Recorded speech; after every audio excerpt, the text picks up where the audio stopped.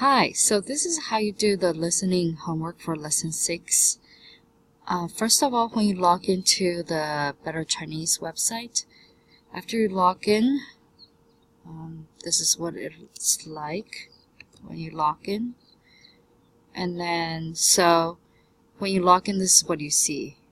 And luckily, I'm on value 1 right now. So I just, in case you're not on value 1, you're on value 2, you want to click on value 1 and click on lesson 6.